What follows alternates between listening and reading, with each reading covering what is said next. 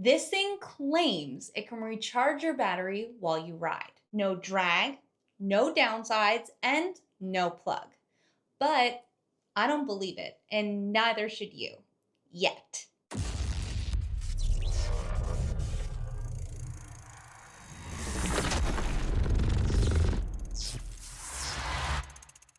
It sounds kind of like a scam, right? Well, today we're talking about the Magdrive from Space. It's the newest self-charging e-bike system that just debuted at CES 2026. But before we get carried away, let's see what it actually does.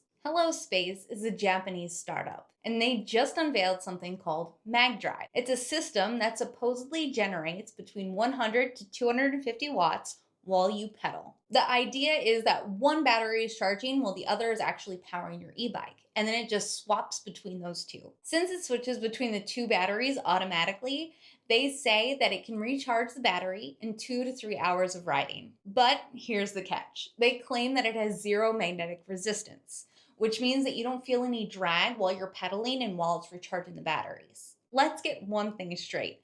Physics doesn't take press releases into account. Generating power while pedaling almost always means that you're putting more effort in the system than you're actually getting out. It's the law of conservation of energy. You can't create energy from nothing. So self-charging e-bikes without any resistance, that sets off some alarm bells. Traditional regenerative systems on cars or e-bikes always add resistance because converting mechanical energy into electrical energy costs energy. And if it didn't, you could ride forever with no input. So when a company claims zero drag while charging, we need to ask, where is the trade-off? So what exactly are they promising? It's a generator, a gearbox, sensors, dual batteries inside the mid-hub, and then it routes the power from pedaling into one battery while the other battery drives the motor. And then it switches batteries when one is low. Space claims no magnetic drag. Generating energy from pedaling inherently puts a cost on you, the rider. Even if the magnets are arranged in some clever way, you're still extracting the energy from your legs. The difference between zero magnetic resistance and zero actual resistance is huge. And the company hasn't shown any independent tests on this yet. Also, 150 to 250 watts is not enough to fully power a mid-size e-bike motor under heavy load, unless you're pedaling uphill like a Tour de France pro. That's a reality check most people don't even talk about. Space is kind of pulling on your idea of range anxiety and trying to solve that problem with a product. And yeah, range anxiety is real. E-bikes with small batteries can run out faster than the battery in your phone. But here's where things get messy. If you pedal hard enough to produce 250 watts while carrying your weight and the bike's weight, guess what? That energy isn't extra energy. It's coming from you. So are you actually extending range, or are you just making yourself tired faster? That's a critical question that the press materials do not answer with real data.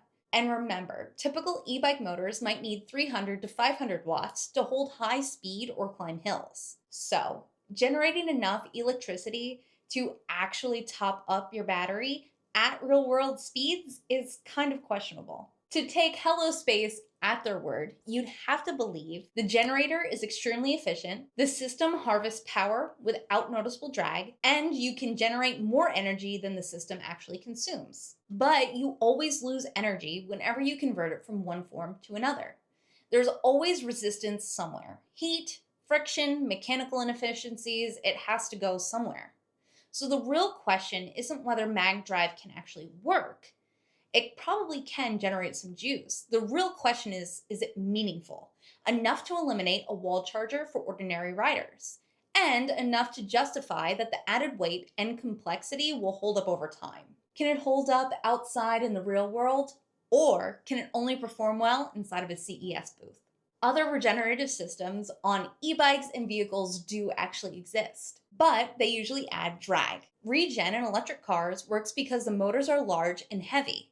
On a bike, unless you're braking or going downhill, you're not magically getting free energy. If Magdrive actually adds no drag, it's not really capturing much usable energy, because the only way to extract that power would be to slow the rider down somehow.